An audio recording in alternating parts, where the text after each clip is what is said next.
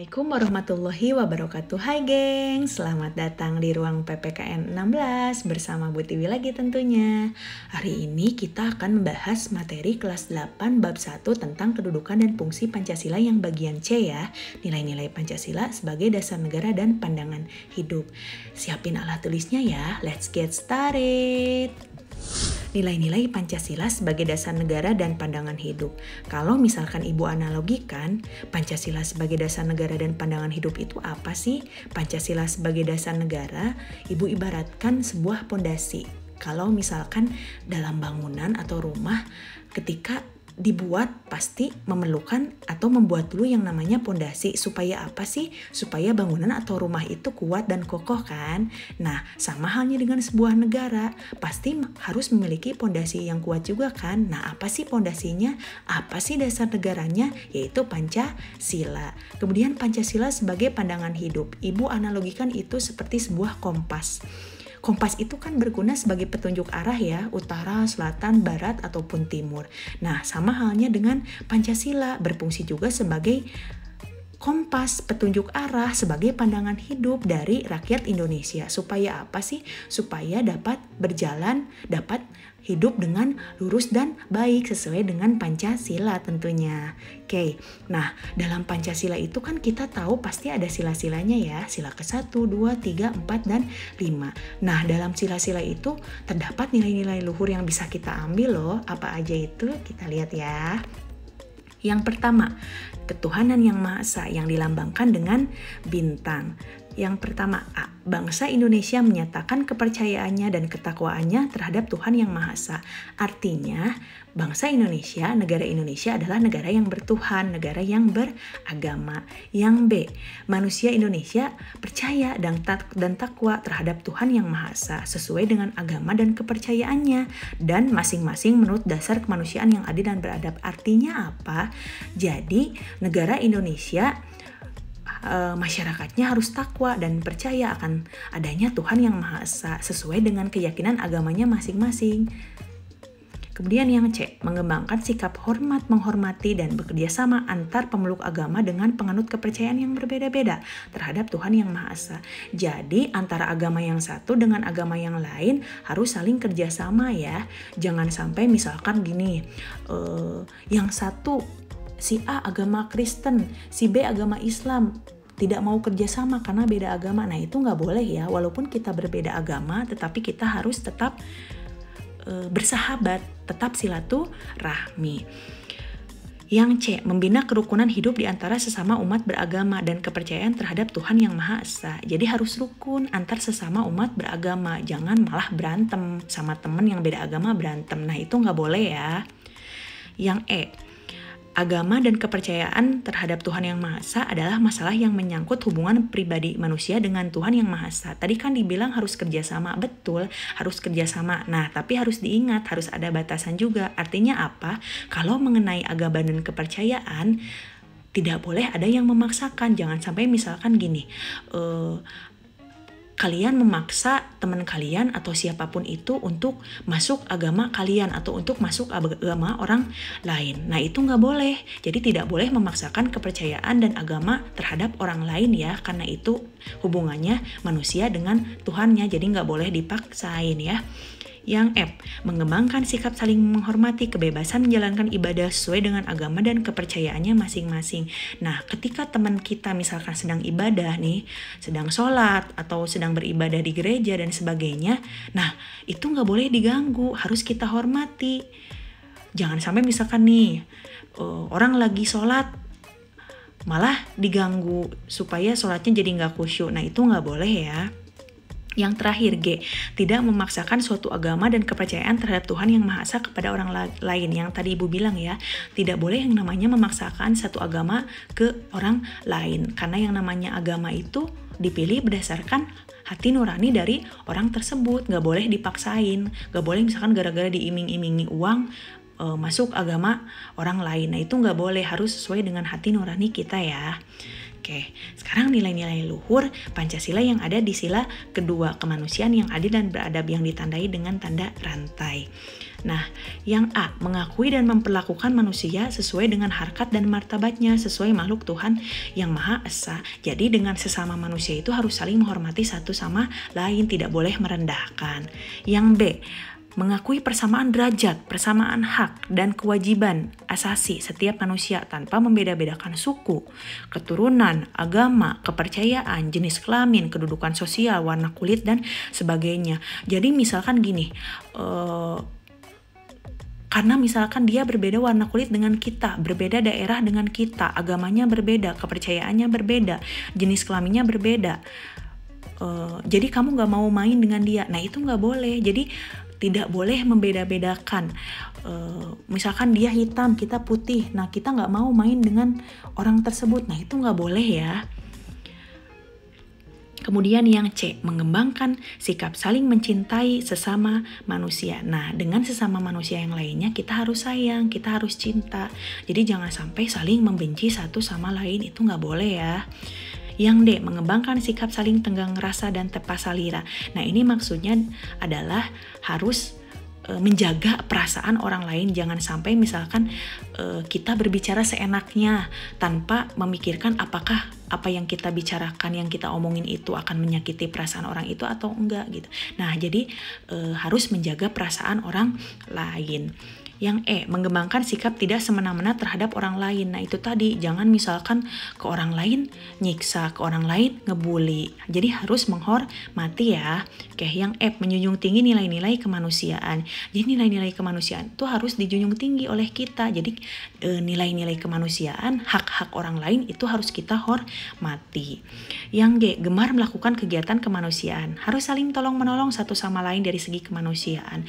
Misalkan nih, ketika teman kita sedang mengalami musibah, nah kita sebagai teman, kalau kita mampu untuk membantu, tolong dibantu ya, misalkan dari segi uang, atau misalkan kalaupun kamu nggak punya uang nih, gimana sih cara bantunya? Dengan doa pun, dengan menghibur teman yang sedang kesusahan pun, itu udah taraf membantu ya. Jadi membantu tidak harus dengan uang saja.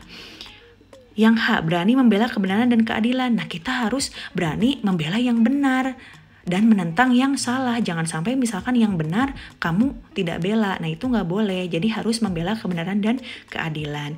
Yang I, bangsa Indonesia merasa dirinya sebagai bagian dari seluruh umat manusia. Jadi harus merasa saling memiliki satu sama lain. Jadi rasa kekeluargaannya tuh ada gitu.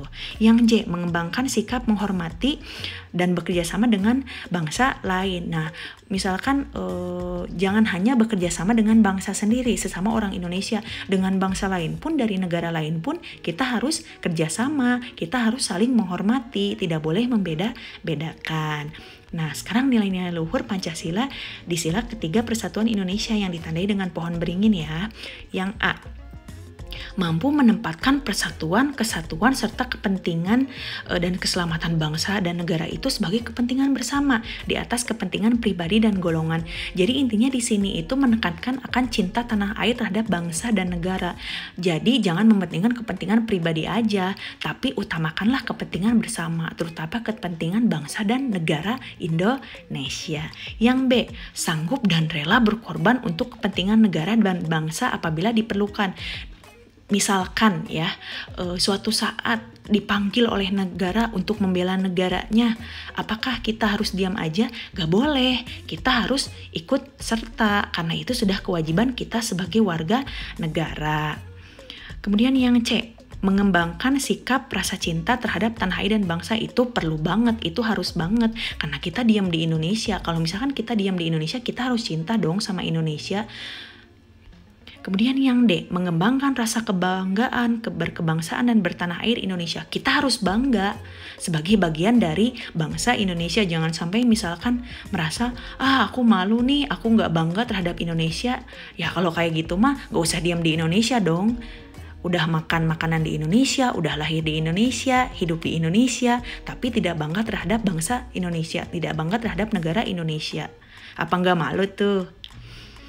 Kemudian yang memelihara ketertiban dunia yang berdasarkan kemerdekaan, perdamaian abadi, dan keadilan sosial. Nah, kita sebagai warga negara, sebagai seorang manusia, kita harus ikut serta juga memelihara ketertiban dunia. Jadi jangan sampai jadi orang yang pasif dan diam aja ya. Jadi harus membantu lingkungan sekitar juga. Kemudian yang mengembangkan persatuan Indonesia atas dasar Bhinneka Tunggal Ika. Pokoknya intinya di sini kita harus mengembangkan rasa persatuan kita. Atas dasar apa sih? Atas dasar Bhinneka Tunggal Ika, di mana artinya kita itu negara yang berbeda-beda tetapi tetap satu bangsa dan tanah air. Jadi persatuan Indonesia itu kita harus jaga dengan baik. Yang G, memajukan pergaulan demi persatuan dan kesatuan bangsa. Oke, selanjutnya nilai-nilai luhur Pancasila di sila keempat, kerakyatan yang dipimpin oleh hikmat, kebijaksanaan dalam permusyawaratan dan perwakilan yang ditandai dengan kepala banteng merah ya. Oke, yang A, sebagai warga negara dan warga masyarakat, setiap manusia atau masyarakat Indonesia mempunyai kedudukan, hak, dan kewajiban yang sama. Tidak ada perbedaan. Misalkan ini, dia anak tukang beca, misalkan saya anaknya pejabat, jadi anak tukang beca itu rendahan misalkan. Nah itu enggak ya, mau anak tukang beca, mau anak pejabat, itu semuanya memiliki hak yang sama ya, tidak dibeda-bedakan gitu. Yang B, tidak boleh memaksakan kehendak kepada orang lain. Misalkan nih ketika kita berpendapat, misalkan orang lain harus ngikutin pendapat kita, gak boleh enggak. Nah itu gak boleh ya. Jadi tidak boleh memaksakan kehendak kita kepada orang lain. Yang C, mengutamakan musyawarah dalam mengambil keputusan untuk kepentingan bersama. Nah dalam sila keempat ini memang ditekankan sekali yang namanya musyawarah mufakat. Artinya apa? Ketika mengambil keputusan itu harus berdasarkan musyawarah. Jadi jangan atas keputusan sepihak saja, tapi harus atas keputusan bersama. Yang D, musyawarah untuk mencapai mufakat diliputi oleh semangat kekeluargaan. Nah, ketika kita melakukan musyawarah atau berdiskusi harus memiliki semangat yang namanya semangat kekeluargaan supaya hasil yang didapatkan pun hasilnya baik. Kemudian yang E, menghormati dan menjunjung tinggi setiap keputusan yang dicapai sebagai hasil musyawarah. Ketika kita berdiskusi dan menghasilkan suatu mufakat, nah hasil yang dicapai itu harus kita laksanakan, harus kita hormati keputusannya walaupun terkadang keputusan itu tidak sesuai dengan apa yang kita inginkan. F, dengan itikat baik dan rasa tanggung jawab menerima dan melaksanakan hasil keputusan musyawarah. Balik lagi, ketika musyawarah itu tidak sesuai dengan apa yang kita inginkan, nah kita harus tetap menerima karena bagaimanapun itu kan hasil keputusan bersama, jadi harus kita hormati. Yang G, di dalam musyawarah diutamakan kepentingan bersama di atas kepentingan pribadi dan golongan. Nah, ketika kita berdiskusi atau bermusyawarah, jangan hanya mementingkan kepentingan pribadi aja, kepentingan sendiri aja, tapi harus didasarkan atas kepentingan bersama untuk kepentingan orang banyak gitu. Yang H, musyawarah dilakukan dengan akal sehat dan sesuai dengan hati nurani yang luhur. Nah, ketika kita melakukan musyawarah, kita itu harus berpikir berdasarkan akal sehat yang benar. Jadi jangan hanya karena emosi belaka saja. Jadi harus benar-benar dipikirkan dengan baik. Yang I, keputusan yang diambil harus dapat dipertanggungjawabkan secara moral kepada Tuhan Yang Maha Esa, menjunjung tinggi harkat dan martabat manusia, nilai-nilai kebenaran dan keadilan, mengutamakan persatuan dan kesatuan demi kepentingan bersama. Nah, keputusan yang kita ambil nanti ketika kita bermusyawarah itu pokoknya harus bisa dipertanggungjawabkan. Jangan sampai ketika kita menghasilkan suatu keputusan tapi tidak bisa dipertanggungjawabkan. Nah, itu nggak boleh. Yang J, memberikan kepercayaan kepada wakil-wakil yang dipercayai untuk melaksanakan permusyawaratan. Nah, ketika kita misalkan tidak bisa mengikuti suatu musyawarah, nah ketika kita memberikan kepercayaannya kepada wakil rakyat untuk bermusyawarah, nah kita harus bisa mempercayai. Jangan sampai misalkan ketika kita ya sudahlah misalkan sesuai dengan apa yang pimpinan musyawarahkan aja, tetapi pada kenyataannya tidak dihormati. Nah, itu tidak boleh. Kita harus bisa mempercayai wakil-wakil rakyat kita ketika kita sudah menunjuknya. Nah, terakhir nilainya luhur Pancasila di sila kelima, keadilan sosial bagi seluruh rakyat Indonesia yang ditandai dengan padi dan kapas. Yang A, mengembangkan perbuatan yang luhur yang mencerminkan sikap dan suasana kekeluargaan dan kegotong royongan. Yang B, mengembangkan sikap adil terhadap sesama. Nah, intinya di sila kelima ini Ibu tekankan bahwa di sini harus menekankan yang namanya keadilan. Ya, keadilan. Jadi kata kuncinya itu adalah keadilan. Yang C, menjaga keseimbangan antara hak dan kewajiban. Nah, antara hak dan kewajiban ini harus seimbang. Jangan sampai misalkan gini, kita menuntut hak terus tapi kewajiban tidak dilaksanakan. Buat apa gitu? Jadi hak dan kewajiban itu harus dilaksanakan secara seimbang. Yang D, menghormati hak orang lain. Nah, ketika kita melakukan sesuatu, kita harus melihat juga hak orang lain. Jangan sampai ketika kita melakukan sesuatu tapi kita melanggar hak orang lain. Nah, itu tidak boleh ya. Yang E, suka memberi pertolongan kepada orang lain agar dapat berdiri sendiri. Jadi artinya ini kita memberikan pertolongan kepada orang supaya orang itu bisa menjadi seorang pribadi yang mandiri. Jadi saling tolong menolong intinya. Yang F, tidak menggunakan hak milik untuk usaha-usaha yang bersifat pemerasan terhadap orang lain. Jadi tidak boleh memanfaatkan situasi, tidak boleh memeras kepada orang lain hanya untuk kepentingan sendiri. Nah, itu nggak boleh ya. Yang G, tidak menggunakan hak milik untuk hal-hal yang bersifat pemborosan dan gaya hidup mewah, atau Ibu biasa sebutnya ini hedon. Jadi harus hidup itu sewajarnya aja, tidak usah berlebihan, apalagi memanfaatkan hak-hak yang dimiliki orang lain. Nah, itu nggak boleh. Yang H, tidak menggunakan hak milik untuk bertentangan dengan atau merugikan kepentingan orang lain. Jangan sampai kita menggunakan hak milik kita nih, tapi misalkan kita melanggar kepentingan orang lain atau kepentingan orang banyak. Nah, itu nggak boleh. Jadi kita harus bisa memperhatikan itu juga ya. Yang I, suka bekerja keras. Nah, kita sebagai manusia harus jadi manusia yang bekerja keras, jangan jadi manusia yang pemalas gitu. Yang J, suka menghargai hasil karya orang lain yang bermanfaat bagi kemajuan dan kesejahteraan bersama. Nah, ketika orang lain menghasilkan karya dan karya itu bermanfaat untuk orang banyak, dan kita harus mendukung ya, jangan sampai misalnya kita syirik gitu sama orang. Nah, itu nggak boleh. Jadi kita harus mendukung satu sama lain, tidak boleh saling merendahkan gitu ya.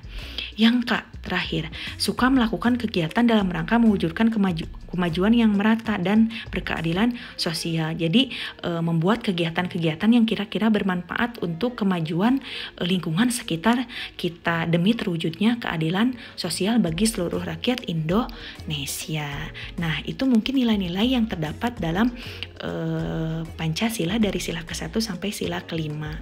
Nah, sekian dulu materi untuk kali ini ya. Untuk materi selanjutnya seperti biasa akan ada di video yang lainnya. Stay tune untuk video selanjutnya ya.